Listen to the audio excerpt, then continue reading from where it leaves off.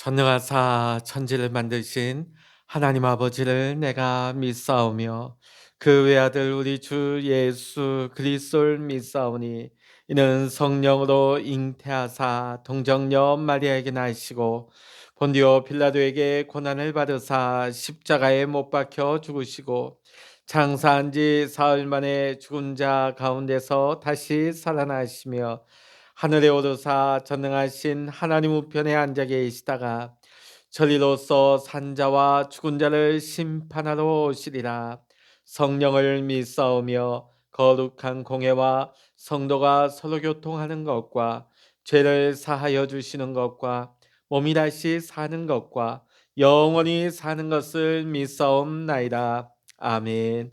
찬송가 268장입니다. 찬송 268장입니다. 죄에서 자유를 얻게 함은 보혈의 능력 주의 보혈 시험을 이기고 승리하니 참 놀라운 능력이로다. 주의 보혈 능력이 또다. 주의 피 믿으오. 주의 보혈 그 어린 양의 매우 귀중한 피로다. 육체의 정욕을 이길 님은 보혈의 능력 주의 보혈 정결한 마음을 얻게 하니 참 놀라운 능력이로다. 주의 보혈 능력이 또다. 주의 피 믿으오. 주의 보혈 그 어린 양의 매우 귀중한 피로다. 눈보다 더 희게 맑히는 것 보혈의 능력 주의 보혈 부정한 모든 것 밝히시니 참 놀라운 능력이로다. 주의 보혈 능력이 또다. 주의 피 믿으오. 주의 보혈 그 어린 양의 매우 귀중한 피로다. 그 주의 복음을 전할 제목 보혈의 능력 주의 보혈 날마다 나에게 찬송 주니 참 놀라운 능력이로다. 주의 보혈 능력이 또다. 주의 피 믿으오. 주의 보혈 그 어린 양의 매우 귀중한 피로다. 아멘. 이 시간 우리에게 주시는 하나님의 말씀 역대하 22장입니다. 역대하 22장 1절로부터 12절까지 우리 함께 말씀 보시겠습니다. 같이 읽으십니다. 역대하 22장입니다. 예루살렘 주민이 여호람의 막내 아들 야하시에게 왕위를 계승하게 하였으니 이는 전에 아라비아 사람들과 함께 와서 진을 치던 부대가 그의 모든 형들을 죽였습니다.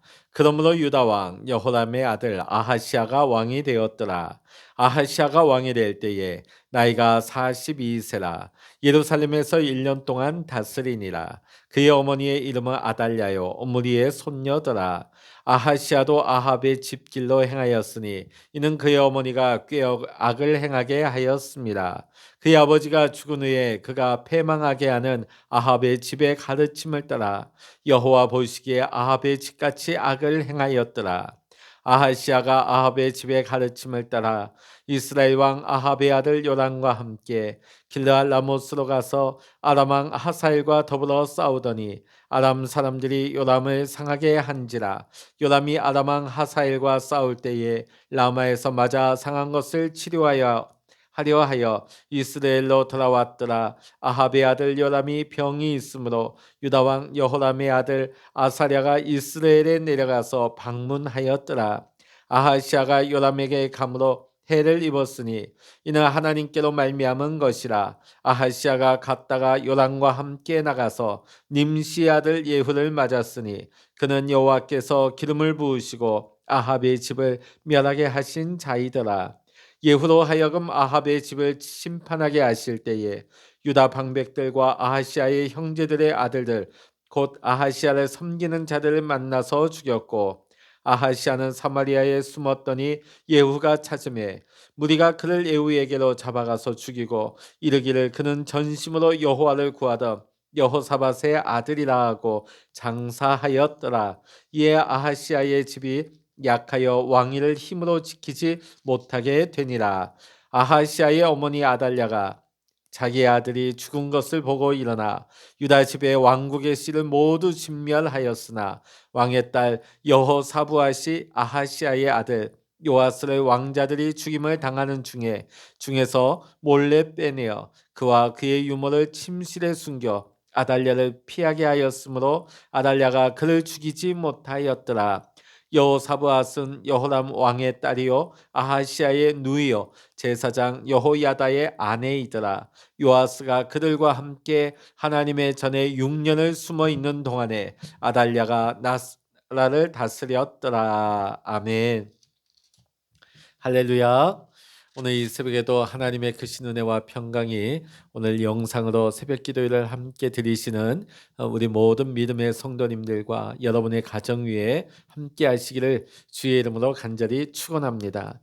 여러분, 하나님의 최고의 목적이 무엇이겠습니까? 죄로 죽을 수밖에 없는 온 인류를 구원하시고자 하는 것이 하나님의 최고의 목적이지요. 그러기 위해서 아브라함을 선택하셨습니다. 아브라함의 가문을 통하여서 예수님을 이 땅에 보내실 계획은 하나님은 하신 것이죠. 아브라함으로부터 42대 만에 예수님께서 이 땅에 오시게 됩니다. 하나님은 그 시간 동안 오래 기다리셨습니다. 근데 오늘 말씀을 보니까 이 아브라함의 가문이 끊어질 뻔한 위기가 있는 거예요. 다윗 왕가가 이제 완전히 그 씨가 끊어질 위기가 되는 것이죠. 그것뿐만이 아니라 하나님의 구원의 계획이 완전히 중단될 만한 위기가 닥치고 있습니다. 오늘 본문이 그러한 내용을 보여주고 있습니다. 유다 백성들이 여호람의 뒤를 이어서 아하시아를 왕으로 삼았습니다. 그의 나이가 42세였죠. 42세였는데 그 어머니가 누구냐면 그 어머니가 아달랴였습니다. 아달랴가 누구냐면 아합의 딸이죠. 아합의 딸인데 바알을 섬기던 이세벨의 피가 이 딸에게도 흐르고 있는 거예요. 완전한 이스라엘도 아니요. 여기 보면 반은 이스라엘의 피요, 반은 이방인의 피를 가지고 있는 자였죠. 자, 근데 새로 왕위에 오른 아하시아는 누구의 영향을 많이 받았냐면 이 어머니 아달랴의 영향을 많이 받았습니다. 그러다 보니까 아합의 길로 가게 되는 거예요. 악한 악정을 저지르게 되는 것이죠. 그때의 예후가 아합의 집안을 심판하면서 그 북이스라엘에 와 있던 이 아하시아와 그 주변 인물들까지도 모조리 죽이고 말았습니다. 여러분, 일반적인 어머니라면 그의 아들이 죽었을 때 얼마나 슬플까요? 얼마나 비통하겠습니까? 근데 이상하게도 이 아달랴는 아들이 죽고 나서 한 일이 자기의 집안을 돌보고 자기의 손주들을 돌보는 일이 아니라 어찌된 영문인지 남아있는 왕족들을 다 죽이는 일을 하고 있어요. 왕족들이라 하면 누구일까요? 그의 손주들입니다. 그의 손주들 다 죽이고 있는 것이지요. 왜 그럴까요? 내가 우리 아들이 죽었으니까 내가 이 기회에 내가 왕이 되어야 되겠다. 자기가 여왕이 될 야망을 가지고 있고 자기의 손주들을 다 처단하여 철저하게 죽이고 마는 겁니다. 한 사람도 살려두지 않으려고 했어요. 왜냐하면 훗날에 후환을 없애기 위해서 한 명도 남겨두지 않습니다. 자, 그런데 오늘 여기 보면 왕의 딸 여호사부앗이 있습니다. 여호사부앗. 이 여호사밧이 누구냐면 아달랴의 딸이 되겠죠. 근데 이 딸이 어머니와는 다른 길을 걷게 되어집니다. 어머니의 편에 서 가지고 어머니하고 적당히 권력을 나누어 가질 수도 있었음에도 불구하고 아하시아의 아들 중에 가장 막내 요아스, 이제 갓난아기예요. 이 요아스를 긴급하게 훔쳐냅니다. 네. 그래서 이 갓난아이 요아스를 유모의 침실에 숨겼다가 나중에는 성전에서 6년 동안 기르게 되어지죠. 그동안 6년 동안은 아달랴의 세상이 온 것입니다. 자, 어떻게 보면 악이 승리한 것 같아요. 어떻게 보면 악이 의도하는 대로 세상은 다 이루어진 것 같습니다. 그러나 오늘 이 역사를 섭리하시고 주관하시는 분은 누구이십니까? 하나님이시죠. 아달랴는 자기가 완전히 이 세상을 장악한 것처럼 여겼습니다. 자기가 의도하는 대로 다윗의 왕가의 가문을 완전히 끊어놓은 것으로 생각했어요. 그러나 예기치 않은 사람을 통하여서 놀라운 일이 준비되고 있었습니다. 그것은 다름 아닌 아달랴의 딸이었던 여호사부앗을 통하여서 다윗 왕족 중에 가장 어떻게 보면 마지막 막내 가장 작은 씨 아기 요아스를 숨김으로 말미암아 하나님께서 그 마지막에서 하나님이 새롭게 출발하는 그 끝에서 하나님의 놀라운 구원의 역사가 다시금 시작되는 것을 보게 되어집니다. 겉으로 보기에는 다윗의 왕가는 끝난 것 같아요. 그러나 그 마지막에서 예수님의 족보는 다시 시작되고 있는 것입니다. 이스라엘 백성들이 애굽에서 400년 종살이를 마치고 마침내 이제 해방되어서 홍해 앞까지 나왔습니다. 근데 졸지에 400만 명이나 되는 노동력을 잃어버린 바로 왕이 이들을 포기할 수가 없는 거예요. 그러니까 병거 600승을 동원해서 홍해 앞에 모여 있는 이 히브리인 노예들 다시 잡아올 계획을 하고 병거 부대를 보내게 되어지죠. 200만 명이 홍해바다 앞에 지금 갑자기 건널 수 있는 수단은 아무것도 없습니다. 앞에는 홍해가 막혀 있죠. 뒤에는 애굽 마병이 쫓아오고 있는 거예요.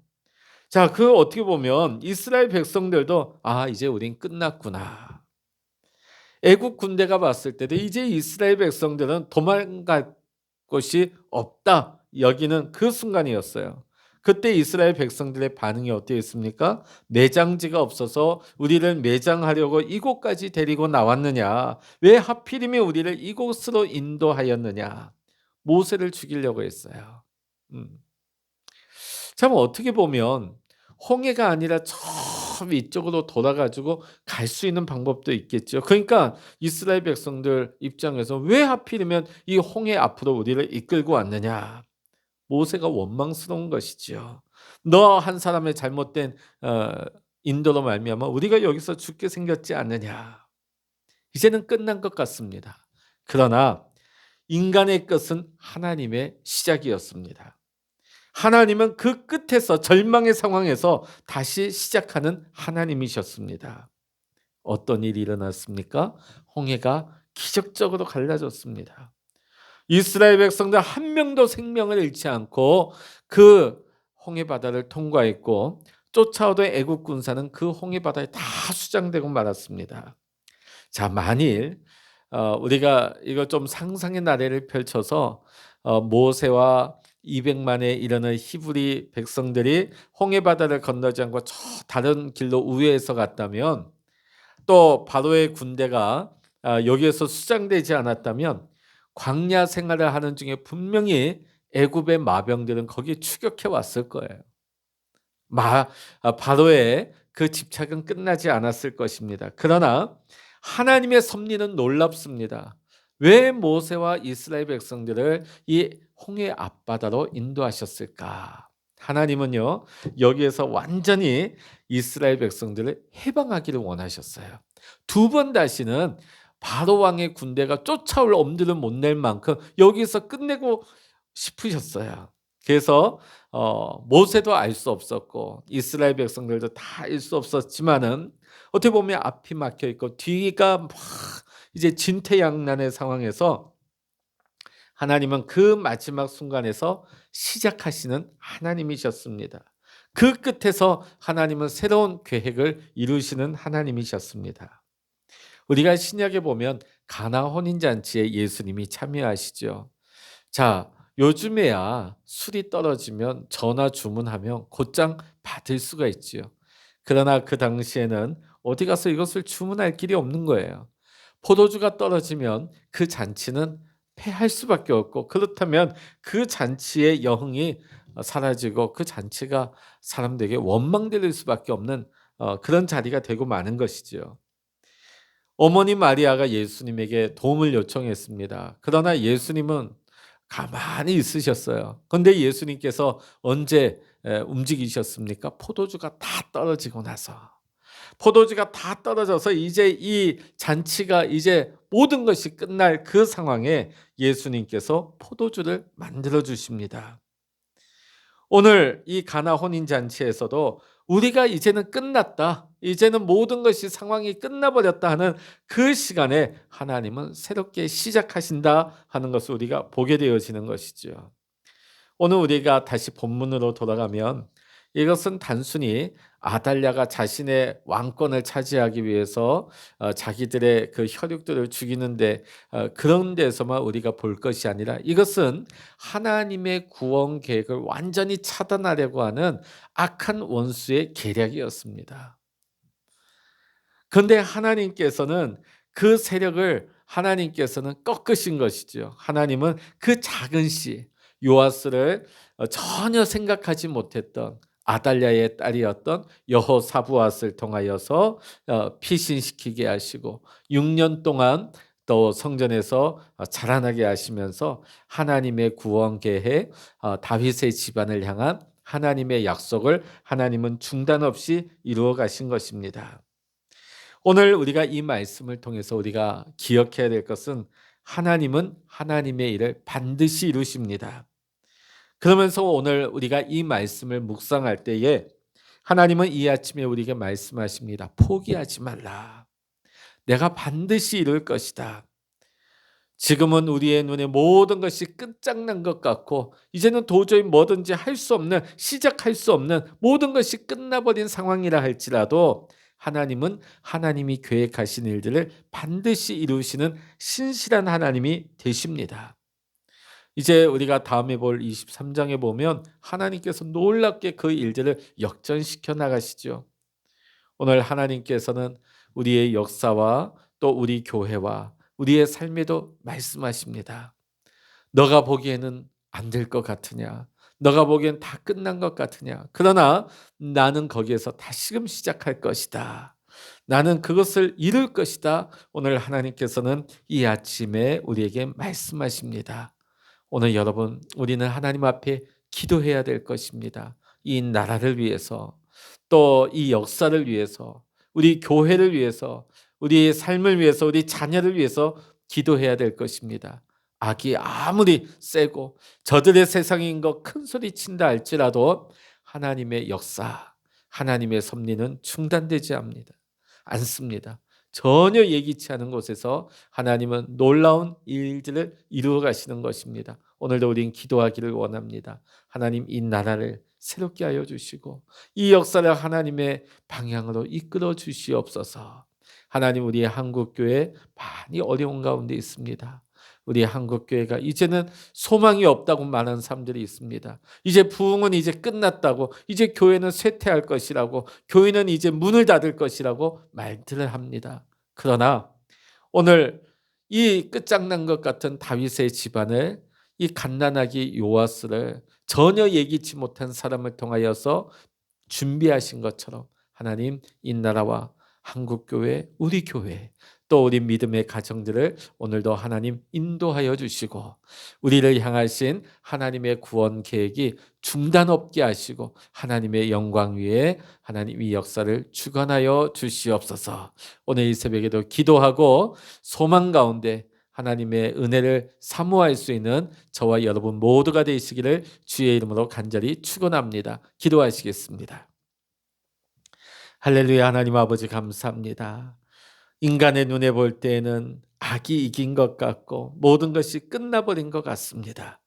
그러나 하나님의 일은 바로 그 순간부터 시작되었습니다. 모든 것이 끝나버린 것 같은 그 순간에 하나님은 다시금 시작하시고, 하나님은 놀라운 일들을 예비하시고 회복하시는 하나님이심을 보았습니다.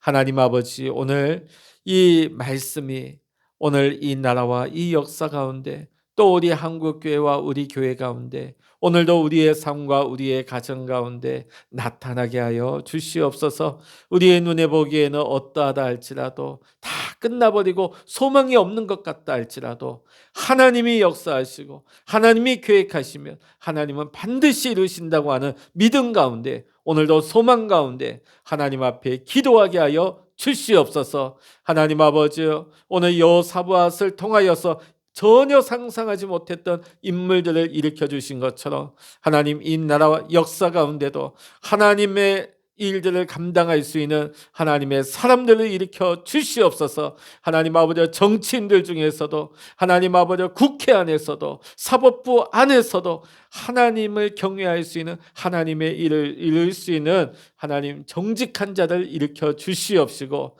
하나님 아버지 이 마지막 때에 한국교회 또 우리 교회도 새롭게 하여 주시어서 우리를 향하신 하나님의 구원 계획이, 우리를 통하여서 이루어 가실 하나님의 놀라운 은혜의 일들이 하나님 중단되지 않고 주님 오실 때까지 계속 이루어질 수 있도록 하나님 은혜 내려주시고 하나님 역사하여 주시옵소서. 오늘도 우리가 기도할 때에 우리 가운데 소망을 주시고 성령의 기름 부어주시고 성령 충만하게 하여 주시어서 오늘도 하나님과 동행하며 주님 안에서 행복의 삶을 살아갈 수 있는, 믿음의 삶을 살아갈 수 있는 우리 모든 믿음의 성도님들 다 되게 하여 주시옵소서. 모든 감사와 영광을 주님께 올려드리며 우리 주 예수 그리스도의 이름으로 간절히 기도하옵나이다. 아멘. 찬양하라 내 영혼아, 찬양하라 내 영혼아, 내 속에 있는 것들아 다 찬양하라. 기도하라 내 영혼아, 기도하라 내 영혼아, 내 속에 있는 것들아 다 기도하라. 주여 일창을 합심하여 기도하십니다. 주여